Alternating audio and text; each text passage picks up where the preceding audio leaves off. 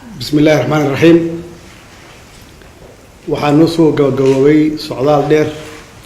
oo qaatay 17 casho aan ku soo marnay Puntland iyo Galmudug. Intii socdaalkaas wuxuu ahaa socdaal shacabka Soomaaliyeed dadweynaha Soomaaliyeed si diiran oo wanaagsan ay halkaas noogu soo dhaweeyeen iyagoo ahaa dadka reer guuraaga ardada ganacsatada qaybaha kala duwan ee bulshada dhalinyarada dumarka Soomaaliyeed salaadiinta culimada siyaasiyiinta mas'uuliyiinta ay ugu sareeyaan madaxweynayaasha dowlad goboleedyada Puntland iyo Galmudug runtii aad iyo aad ayaan uga mahadcelinayaa sida wanaagsan oo walaaltinimada leh ee diiran ee halkaas noogu soo dhaweeyeen oo saacadaha badan ay u taagnaayeen qorraxda si ay u arkaan madaxdooda iyo dowladooda u arkaan. taas waxaa noo soo baxday runtii dadka Soomaaliyeed inay yihiin dad dowlad jecel dad soo dhaweyn wanaagsan dhagay waxay ka maqlaayeen waliba Allah dowlad federaal laakiin ma aysan arag madaxweyne u yimaada ama mas'uuliyiin sarsare u yimaada ma aysan arag.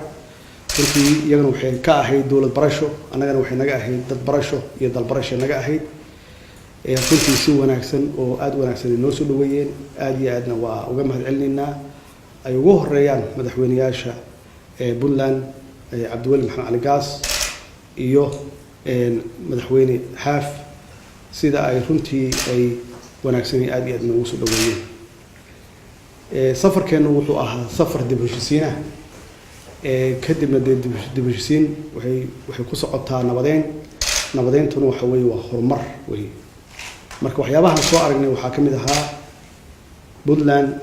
qaybaheeda waqooyi waxa yaalay horumar oo stage-kii ama level-kii way dhaafeen dib u heshiisiinta iyo nabadeenta way dhaafeen. waxaan halkaas kula kulnay mashaariic runtii baaxad weyn oo aan qayb ka noqonay fursad aan halkaasi fursad noo noqotay inaan la dhex dhigno mashaariicdaas aan ballan soo qaadnay inaan dowladdu federaalka ay qayb ka qaadato Puntland koonfur iyo Galmudug waqooyi meesha ay isaga yimaadaan halka magaalo oo gaalkacya yaan ka bilownay dib u heshiisiinta. dib u heshiisiintaasna maalmo iyo bilo koor iyo soo jiitay soo socotay halkaas oo aan heshiis ay ku gaareen dadka waalaha ah magaaladaas degan. haddana nabadeyntii ay socoto oo aan uga soo tagnay meeshii taliyaha ciidanka xooga dalka Soomaaliyeed General Cabdiweli Gorod iyo team meesha jooga si ay u dhameystiraan dib u heshiisiinta. kadibna waxaan nimid koonfurta Galmudug oo halkaas naftigeeda aan dib u heshiisiin weyn ka galnay Cadaado Caabud Waaq iyo Xeraale oo weli dib u heshiisiintii ay socoto oo meel fiican ay marayso oo dadkaas Soomaaliyeed oo waalaha ah oo deegaankaas wada leh in ay ka gudbaan nabadeyn oo ay u gudbaan horumar ay u gudbaan. iyada naftigeeda waxaan soo dhagax dhignay mashruucyo ugu horeeyay jidka dheer ee isku xira maxaan ku dalka isku xira oo runtii aan ka aragnay burbur aad iyo aad u weyn oo nus saac meesha loogu talagalay oo socoto laga yaabo in 3 saac u socoto halkaas oo aan dhagax dhignay oo aan insha Allah hadii Ilaahay yiraahdo annagoo isku tashanayna cid alla cidii na kaalmeenaysan aan gacan weydiisanayno in jidkaas burburay oo 27 sano runtii aanan gacan la saarin inaan dib u soo celino aan dib u dhisno si isu socodka gaadiidka iyo baaci mushtarka iyo dadka ay u fududaato. waxaan soo dhagax dhignay mashruucyo ay ka mid yihiin isbitaallo iskuullo iyo xabsiyo runtiina dadku waxay u bisil yihiin inay la shaqeeyaan dowladooda ay gacan siiyaan. gacanta ay siinayaan waxa ugu horeeya xagga amniga inay gacan ka siiyaan oo qolooyinkan dhibka nagu hayo oo ummadda leynaya ay gacan naga siiyaan dhanka amniga. iyada naftigeeda aan abaabuli doono si aan uga saarno goobaha ama qaybo ay ka haystaan qolooyinka nabaddiidka ah Galmudug ay qaybo ka haystaan inaan gacantooda ka saarno hadduu Ilaahay yiraahdo bilaha soo socda hadduu Eebbe yiraahdo. ugu dambeyn waxaa noo soo baxday dadka Soomaaliyeed inay yihiin dad dowlad jecel laakiin weli adeegii dowladda aysan gaarin annaguna aan ballan ku qaadnay ama aan ku dadaalin intii karaankeenna inaan gaarsino wax alla wixii adeega ay u baahan yihiin iyagana aan rabno inay gacan naga siiyaan sidii aan dawladda u dhisi lahayn ama aan u gaarsiin lahayn dawladda inay gacan naga siiyaan waxaan rabaa marka inaan baaq u jeediyo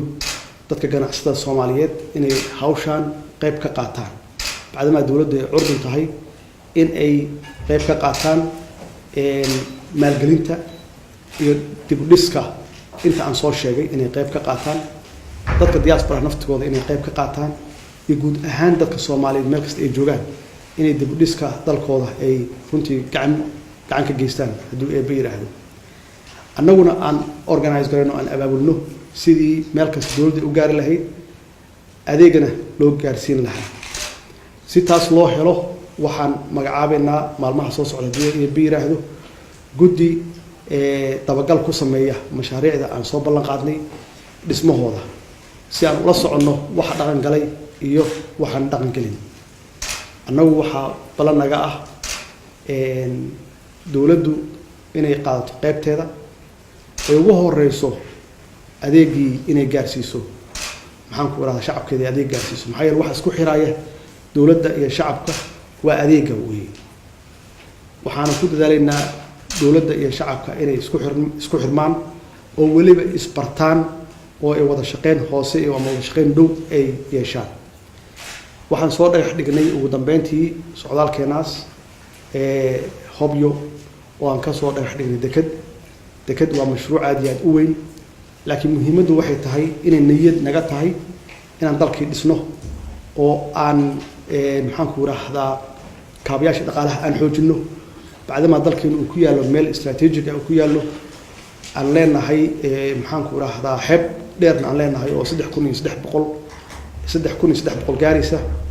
saas darteed meel kasta aan awood u yeelan karno annagoo kaashanayna maalgashi shisheeye annagoo kaashanayna in meel walba aan deked ka samaysano